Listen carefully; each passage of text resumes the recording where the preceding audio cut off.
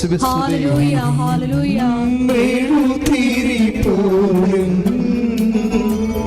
ഹൃദയം മുഴുകും നേരം എരിയും മെഴുതിരിപ്പോലും ഹൃദയം മുഴുകും നേരം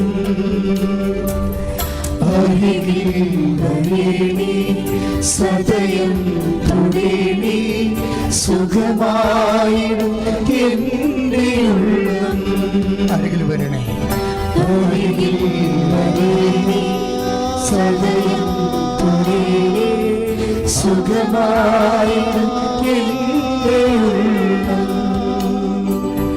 അരികിൽ വരേണി സദയം തുടേണി സുഖമായിടും എൻ്റെ ഉള്ളം. അതായത് സഹോദരൻ, ഇതാണ് സംഭവം. അതായത് ഇതൊരു കുറുക്ക് അനുഗ്രഹങ്ങളിലേക്കുള്ള ഒരു കുറുക്ക് വഴിയാണിത്. എന്താ വെച്ചാൽ ആർക്കും അനുഗ്രഹം പ്രാപിക്കാം, ആർക്കും അനുഗ്രഹം കൊടുക്കാം. എന്താ കാര്യം? ദൈവത്തെക്കുറിച്ച് ഒരു നല്ല കാഴ്ചപ്പാടുണ്ടാകണം. ഇപ്പം എന്താ സംഭവം? ഞാൻ എന്ത് ചെയ്താണ് ഇവിടെ? ഞാനവിടെ മുട്ടി നിൽക്കാൻ കാരണം എന്താണ് കാരണം?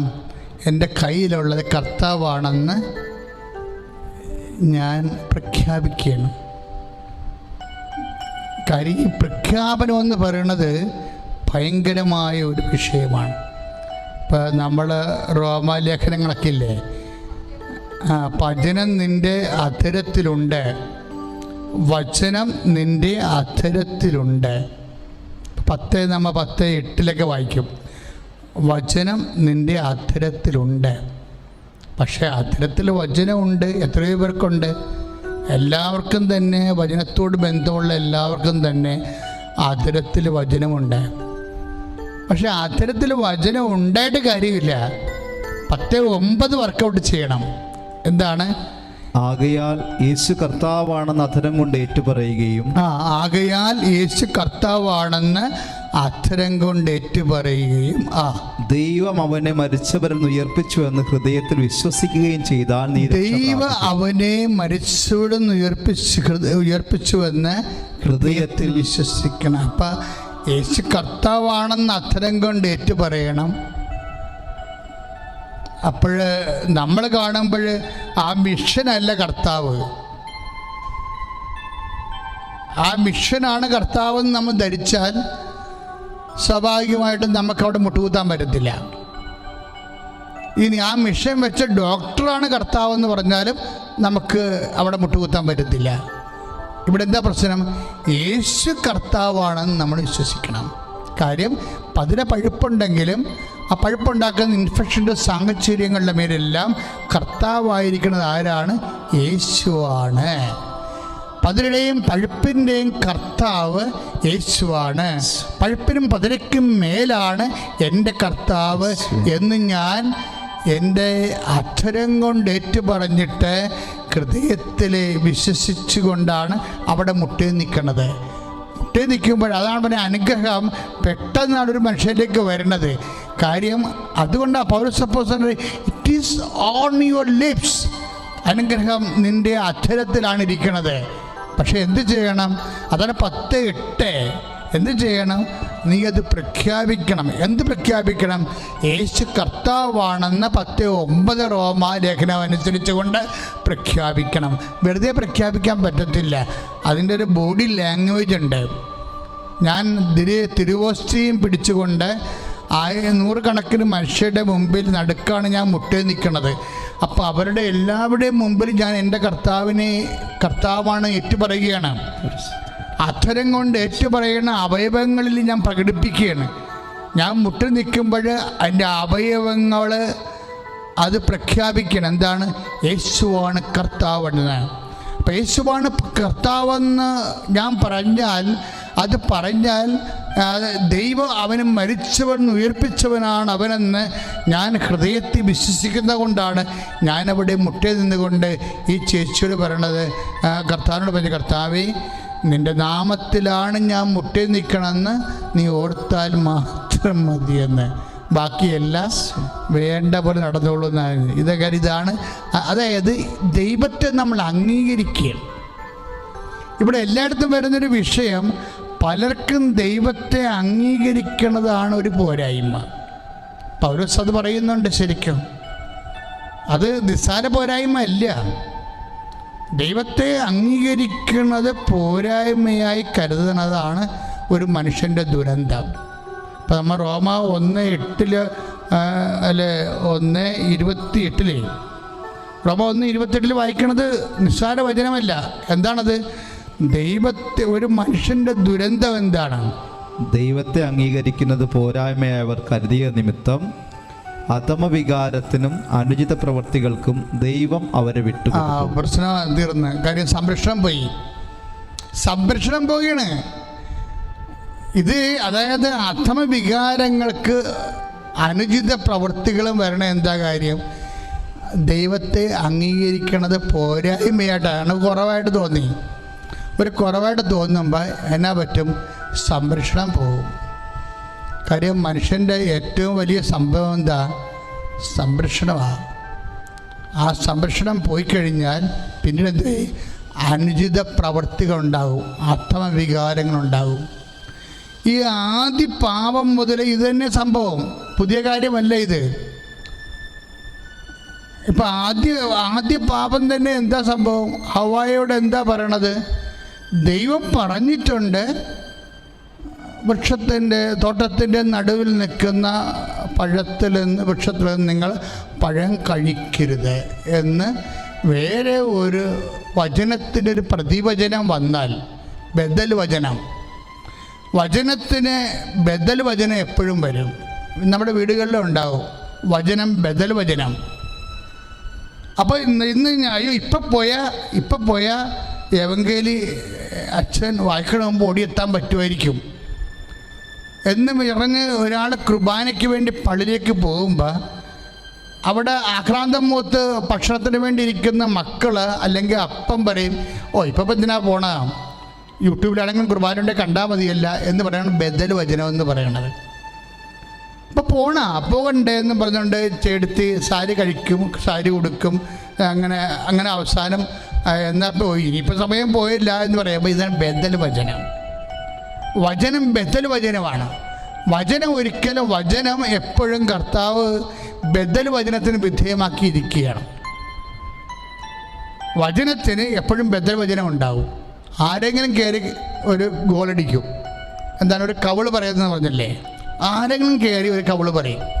കർത്താവിൻ്റെ ഒരു കാലം എടുക്കുമ്പോൾ ആരെങ്കിലും കയറി ഒരു കവിളടിക്കും. അതിനാണ് ബദൽ വചനം എന്ന് പറയുന്നത്. ഇവിടെ അവാർഡ് കാര്യത്തിൽ പിശാചാണ് കയറി കവിളടിക്കണത്. എന്താ പറയുക, എന്താ കൗണ്ടർ അടിക്കും. ഇപ്പം കൗണ്ടർ അടി എപ്പോഴും നമ്മൾ ശ്രദ്ധിക്കണം. ആദ്യം ലോകത്ത് കൗണ്ടർ അടിക്കണത് പിശാചാണ്. എന്താ കാര്യം? ഹവ്വായോട് ചോദിക്കും ദൈവം എന്ത് പറഞ്ഞു, ആ വചനത്തിൻ്റെ ഒരു കൗണ്ടർ പറയും. എന്താ പറയണത്? നമുക്ക് വായിച്ചു നോക്കാം. ശ്രദ്ധിക്കട്ടെ. ഹല്ലേലൂയ. ഉൽപ്പത്തി 3:5 അത് തിന്നുന്ന ദിവസം നിങ്ങളുടെ കണ്ണുകൾ തുറക്കുമെന്നും നന്മയും തിന്മയും അറിഞ്ഞ് നിങ്ങൾ ദൈവത്തെ പോലെ ആകുമെന്നും ദൈവത്തിനറിയാം. നമുക്കത് ഉൽപ്പത്തി 3 തൊട്ട് വായിക്കാം. ഉൽപ്പത്തി 3 തൊട്ട് വായിച്ചേ. ദൈവമായ കർത്താവ് സൃഷ്ടിച്ച എല്ലാ വന്യജീവികളിലും വെച്ച് കൗശലമേറിയതായിരുന്നു സർപ്പം. അത് സ്ത്രീയോട് ചോദിച്ചു, തോട്ടത്തിലെ ഒരു വൃക്ഷത്തിൻ്റെയും ഫലം തിന്നരുതെന്ന് ദൈവം കൽപ്പിച്ചിട്ടുണ്ടോ? സ്ത്രീ സർപ്പത്തോട് പറഞ്ഞു, തോട്ടത്തിലെ വൃക്ഷങ്ങളുടെ പഴങ്ങൾ ഞങ്ങൾക്ക് ഭക്ഷിക്കാം, എന്നാൽ തോട്ടത്തിൻ്റെ നടുവിലുള്ള മരത്തിൻ്റെ പഴം ഭക്ഷിക്കുകയോ തൊടുക പോലുമോ അരുത്. ഇതാണ് വചനം. അടുത്ത ഇനി കൗണ്ടർ ഉണ്ട് അതിന്റെ. ഭക്ഷിച്ചാൽ നിങ്ങൾ മരിക്കും എന്ന് ദൈവം പറഞ്ഞിട്ടുണ്ട്. സർപ്പം സ്ത്രീയോട് പറഞ്ഞു, നിങ്ങൾ മരിക്കുകയില്ല. ഇതാണ് കൗണ്ടർ. എല്ലാ ദൈവവചനത്തിനും അതിൻ്റെ ബദൽ വചനങ്ങളുണ്ട്. ഈ ബദൽ വചനങ്ങൾ എടുക്കുന്നോ ദൈവവചനം എടുക്കുന്നോ അനുസരിച്ചാണ് നമ്മൾ വിശ്വാസിയോ അവിശ്വാസിയോ ആകുന്നത്. എല്ലാ വചനങ്ങളും ഉണ്ട്, അതിൻ്റെ ബദൽ വചനമുണ്ട്, കൗണ്ടറുണ്ട്. ഇങ്ങനെ എല്ലാ മേഖലകളിലും ഉണ്ട് അതിൻ്റെ.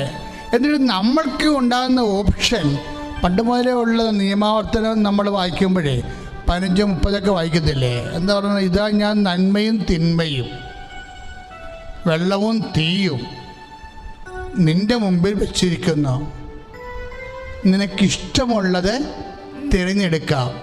അപ്പം ഇത് ദൈവം വെക്കുന്നത് തന്നെയാണ് പിശാചിനെയും. അതാണ് പ്രശ്നം.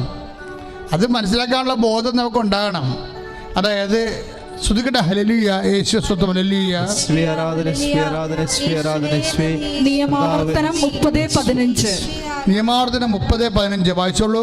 ഇതാ ഇന്ന് ഞാൻ നിന്റെ മുൻപിൽ ഇതാ ഇന്ന് ഞാൻ നിന്റെ മുമ്പിൽ ജീവനും നന്മയും മരണവും തിന്മയും വച്ചിരിക്കുന്നു. അപ്പോഴിതാ സംഭവം, ജീവനും വെച്ചിട്ടുണ്ട്, നന്മയും വെച്ചിട്ടുണ്ട് ഒരു സൈഡിലെ. അടുത്ത സൈഡിൽ എന്താണ്? മരണവും തിന്മയും വെച്ചിട്ടുണ്ട്, ബദൽ വെച്ചിട്ടുണ്ട്. അപ്പോൾ വചനം വെക്കണതും ബദൽ വചനം വെക്കണതും ആരാണ്? ദൈവം തന്നെയാണ്.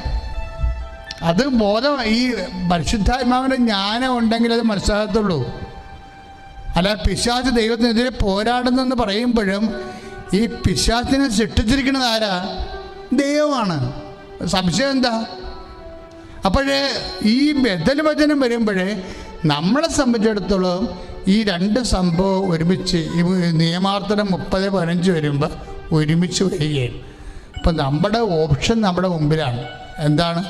ഇതാ ഞാൻ നന്മയും ജീവനും തിന്മയും മരണവും എൻ്റെ മുമ്പിൽ വെച്ചിരിക്കുന്നു, നിനക്കിഷ്ടമുള്ളത് തിരഞ്ഞെടുക്കാം. അവിടെയാണ് ആദും ഹവ്വായും പണിമേടിക്കുന്നത്. നമ്മുടെ ഇഷ്ടമാണ് പ്രശ്നം. കർത്താവിൻ്റെ കാലത്തും ഇത് പ്രശ്നമായി വന്നു. രണ്ട് വിഷയവും കർത്താവിൻ്റെ മുമ്പിലെ പീഡാസകന വേളയിൽ പൊങ്കാവനത്തിലെ ധ്യാനത്തിൽ വരുന്നുണ്ടോ? അതായത് അല്പം കൂടി നീട്ടി വാങ്ങിക്കാൻ വേണ്ടി ഒരിഷ്ടം,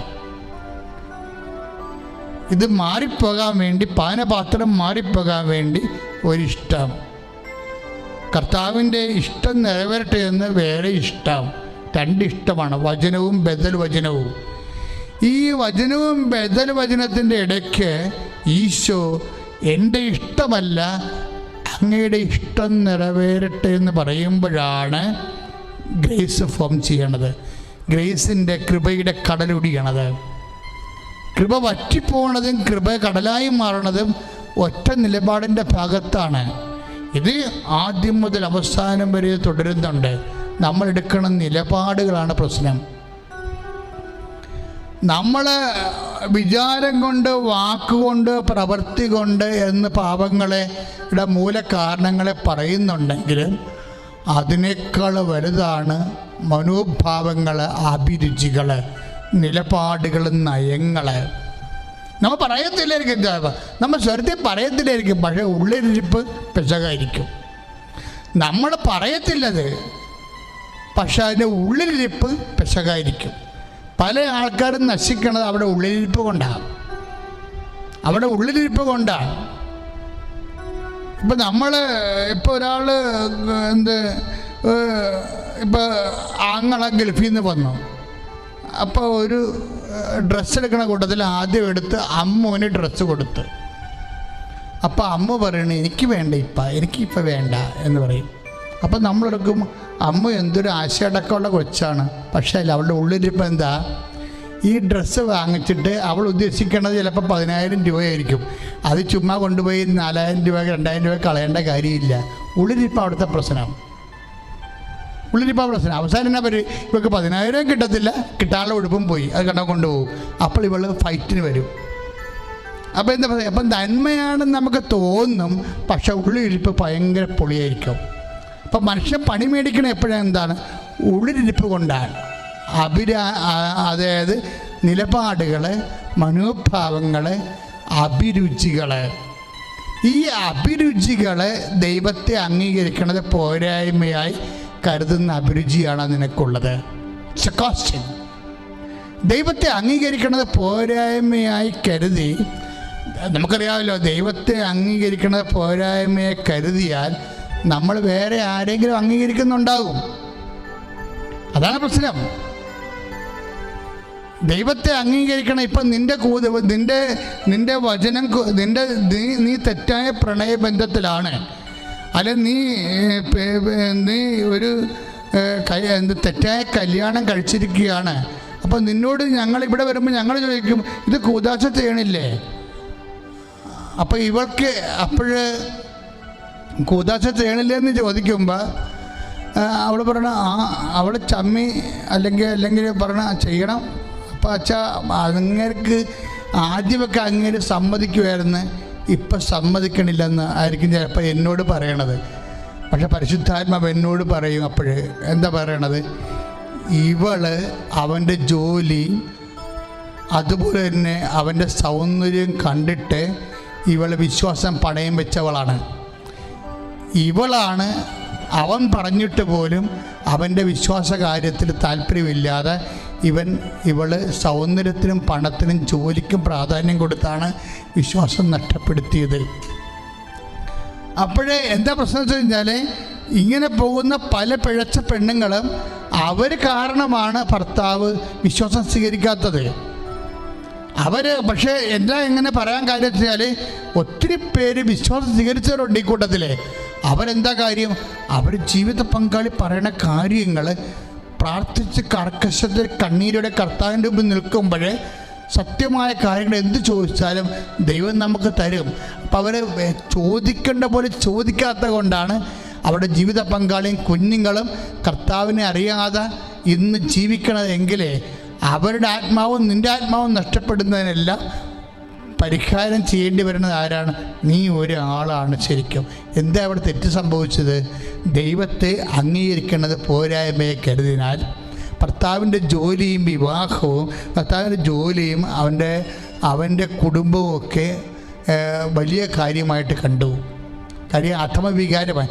ദൈവത്തെ അംഗീകരിക്കുന്ന പോരായ്മയെ കരുതിയാൽ ഓട്ടോമാറ്റിക്കായി അധമവികാരവും അനുചിതമായ പ്രവൃത്തികളും വരും. 5 വർഷമായിട്ടും കുഞ്ഞുങ്ങളില്ല. അപ്പോൾ എന്താണ് നമ്മൾ ചോദിക്കുമ്പോഴെന്നാൽ അച്ഛാ ആദ്യമൊക്കെ ഞങ്ങൾക്ക് കുഞ്ഞുങ്ങൾ വേണ്ട എന്ന് തോന്നിയായിരുന്നു. അപ്പോൾ എന്താ, ഇവർ കോൺട്രാസെപ്ഷൻസൊക്കെ ഉപയോഗിച്ച് ജീവിക്കുകയാണ്. പ്രസവം നടന്നു കഴിഞ്ഞാൽ ഉടനെ വയറ് ചാടും ചന്ത് ചാടും എന്നൊക്കെ പറഞ്ഞുകൊണ്ട് നാട്ടുകാരുടെ മുമ്പിൽ ഒതുങ്ങിയ സ്ത്രീയായിട്ട് കാണപ്പെടാൻ വേണ്ടി ദൈവത്തെ അവർ അംഗീകരിച്ചില്ല.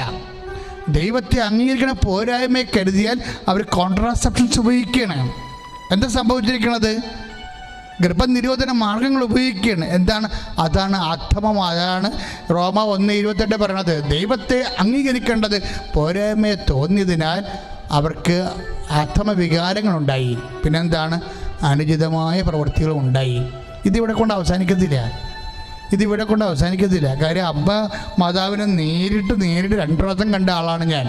നിങ്ങൾക്ക് തോന്നണം എന്താ വെച്ചാൽ, ഇപ്പം അച്ഛനായാലും കന്യാസ്ത്രീയായാലും അതുപോലെ തന്നെ നാട്ടുകാരായാലും ആരായാലും ഈ ദൈവികമായ കാര്യങ്ങൾ അഴകുഴമ്പം നിലപാടെടുക്കുന്നവർ ഓർക്കുക, they are not feeling God. അവർ ദൈവത്തെ അനുഭവിക്കണില്ല. അവരതിന് പകരം വേറെ എന്തോ കാര്യങ്ങളൊക്കെയാണ് ആനക്കാര്യമായിട്ട് കാണുന്നത്. അതാണ് പൗലോസ് പറയണത്, ദൈവത്തെ അംഗീകരിക്കുന്ന പോരായ്മയെ കരുതിയതിനാൽ അവർക്ക് അധമവികാരങ്ങൾ കേൾപ്പിച്ചു കൊടുത്തു. പ്രാർത്ഥിക്കുക, കർത്താവേ ആത്മാവിനെ അയക്കണമേ, അങ്ങേ അംഗീകരിച്ചുകൊണ്ട് അങ്ങേക്ക് വേണ്ടി ജീവിക്കാൻ, ലോകത്തോട് വിട പറയുവാൻ എന്നെ അനുഭവിക്കണമേ, എന്നെ അനുവദിക്കണമേ, എന്നെ അനുഗ്രഹിക്കണമേ.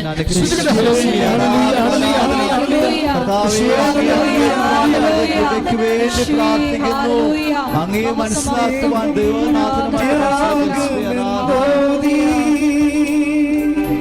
കുരിശിൽ മരിച്ചൊരു നാഥ, സ്നേഹം ത്യാഗമെന്നോ നീ,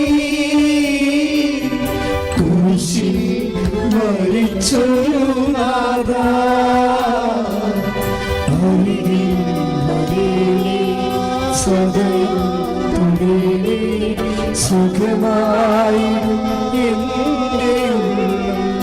ആരെങ്കിലും വരണേ,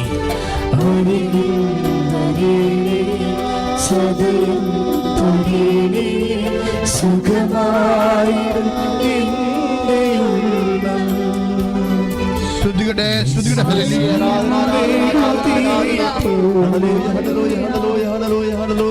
യേശുവേ ആരാധന ആരാധന ആരാധന ആരാധന ആരാധന യേശുവേ യേശുവേ യേശുവേ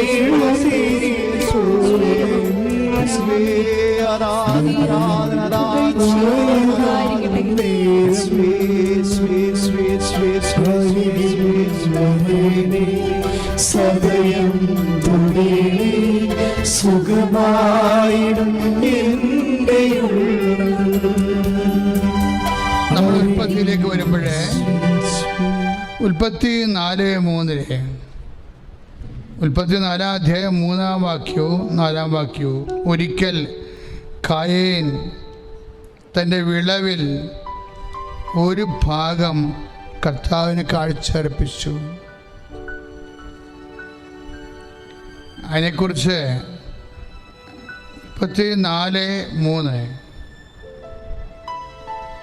ഉൽപ്പത്തി 4:4 പറയണത് ആബേൽ തൻ്റെ ആട്ടിൻകൂട്ടത്തിലെ കടിഞ്ഞുൾ കുഞ്ഞുങ്ങളെ എടുത്ത് അവിടെ കൊഴുപ്പുള്ള ഭാഗങ്ങൾ അവിടത്തേക്ക് കാഴ്ചയർപ്പിച്ചു.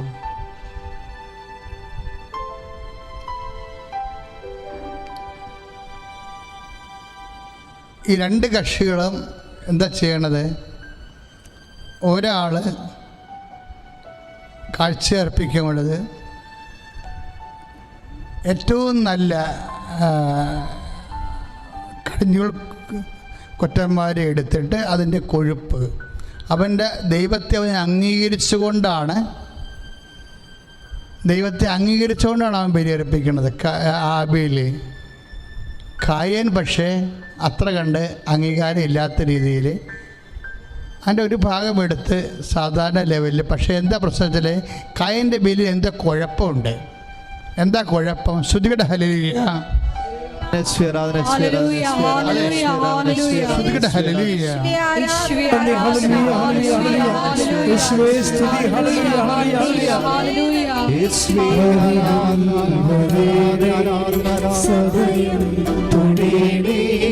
സുഖമായി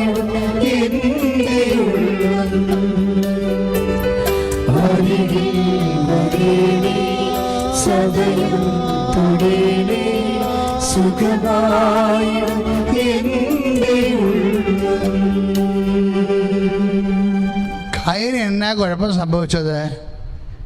കാര്യം നമ്മൾ റോമ 1:20 കണ്ടായിരുന്നു. ദൈവത്തെ അംഗീകരിക്കുന്നത് പോരായ്മയെ കരുതിയതിനാൽ അവനെ അധമ വികാരങ്ങൾക്കും അനുചിതമായ പ്രവൃത്തികൾക്ക് ഏൽപ്പിച്ചു. കായൻ ദൈവത്തെ അംഗീകരിച്ചിട്ടില്ല. കായൻ്റെ പാപം അതാണ്. എന്നാ കൊടുത്തു എന്നല്ല പ്രശ്നം. ദൈവം എന്ത് ഇപ്പം ചില പറയും കായൻ വെജിറ്റബിളാണ് ദൈവത്തിന് കാഴ്ചവെച്ചത്, അത് ചെയ്യുന്നതാണെന്ന്. അങ്ങനെയൊന്നും ബൈബിളില്ല. എന്താ പ്രശ്നം വെച്ചാൽ അവന് എന്താ കുഴപ്പം പറ്റി? എന്താ കാര്യം? കായൻ ദൈവത്തെ അംഗീകരിച്ചില്ല. റോമ 1:28 എന്താ പറയണത്? അതുകൊണ്ട് അധമ വികാരങ്ങൾക്കും അനുചിതമായ പ്രവൃത്തികൾക്കും ഏൽപ്പിച്ചു. അതാണ് സംഭവം. അതാണ് കായനെക്കുറിച്ച് 4:7 പറയണത്. എന്താണ്? ഉചിതമായി പ്രവർത്തിച്ചാൽ നീയും സ്വീകൃതനാവുകയില്ലേ. 4:7 അതാണ് കായനെക്കുറിച്ച് പറയണത്.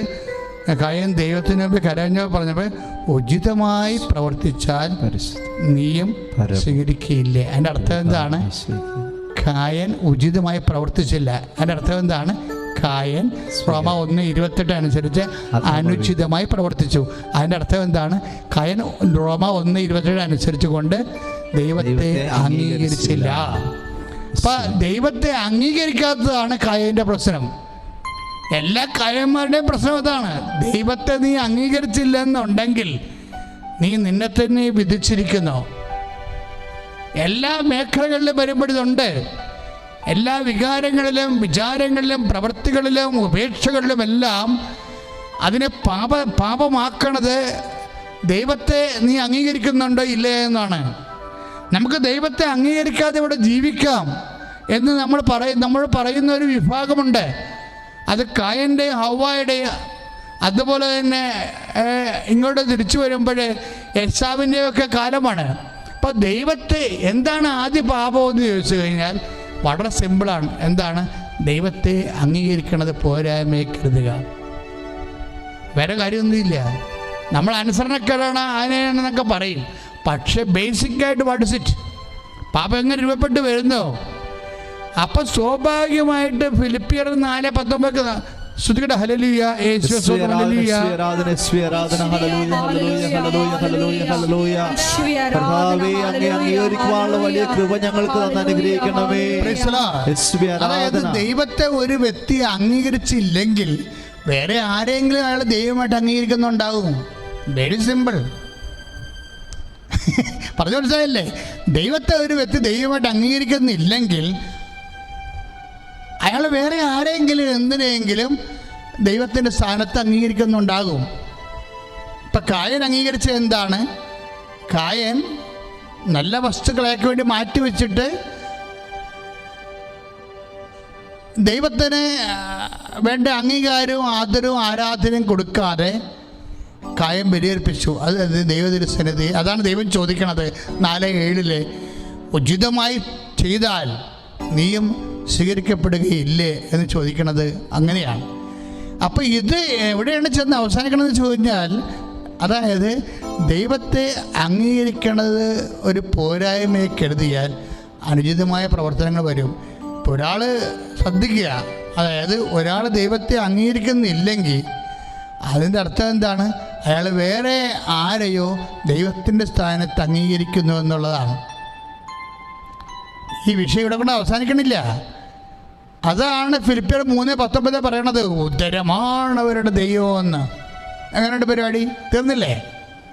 ഈ ഉദരം കയറി വരുന്നുണ്ട് എല്ലായിടത്തും. പഴം തിന്നത് ഉദരപ്രശ്നമല്ലേ? അല്ലേ?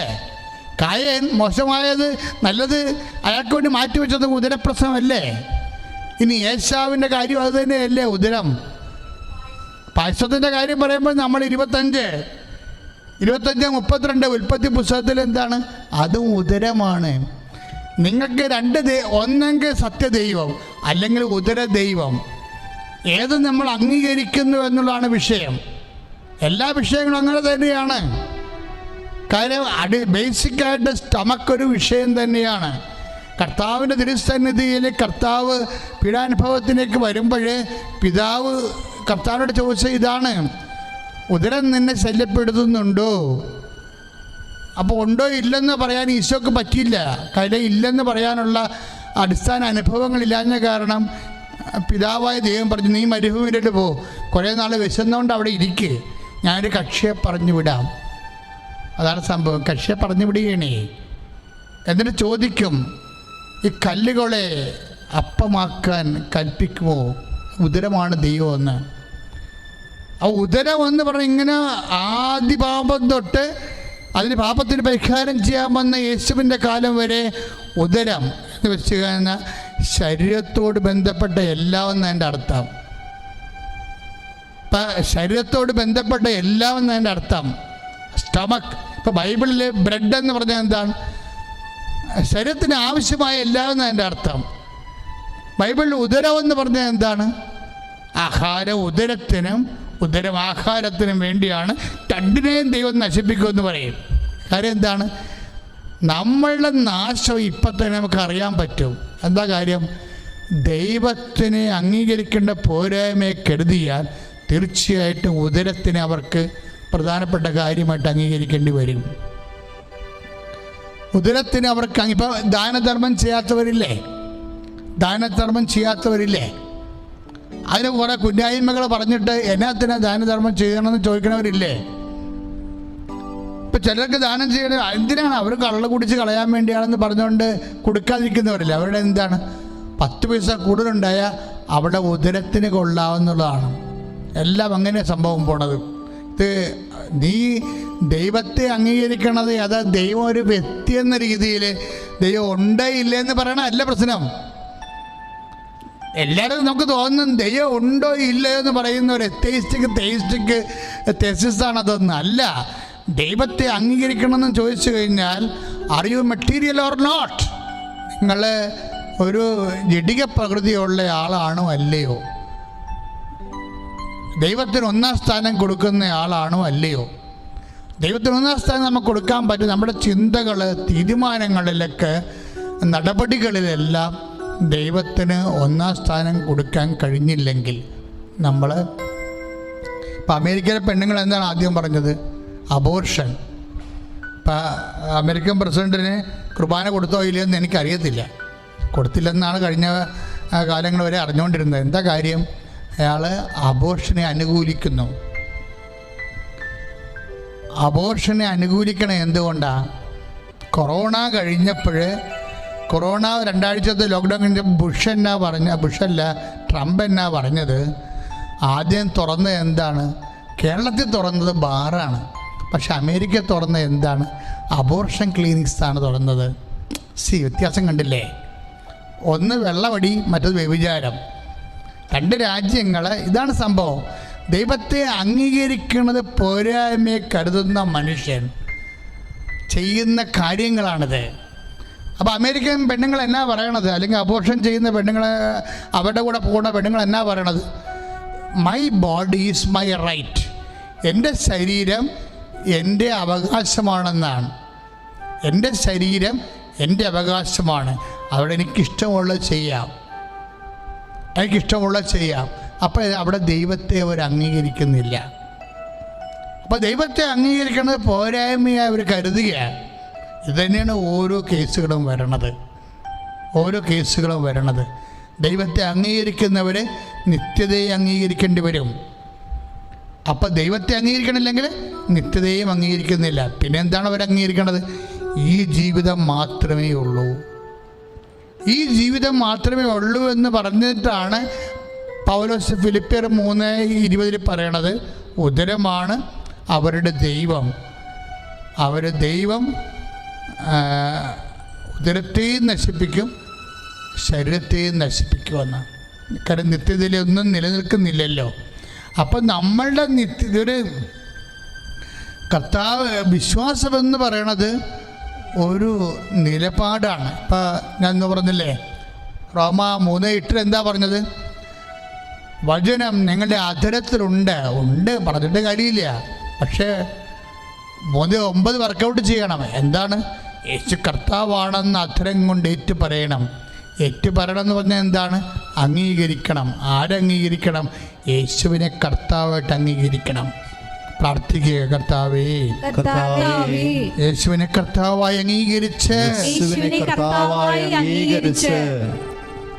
ദൈവം അവനെ മരിച്ചവരിൽ നിന്ന് ഉയർപ്പിച്ചുവെന്ന് വിശ്വസിച്ചുകൊണ്ട് എന്നെ ഉയർപ്പിൽ വിശ്വസിക്കുന്നവൻ നിത്യതയിലെ എന്നോടുകൂടി വാഴുമെന്ന് പറഞ്ഞ ജീവിതത്തെ അംഗീകരിച്ചുകൊണ്ട് ജീവിക്കുവാൻ എനിക്ക് ആന്തരികമായ ബോധ്യങ്ങൾ നൽകണമേ. ഹല്ലേലൂയ.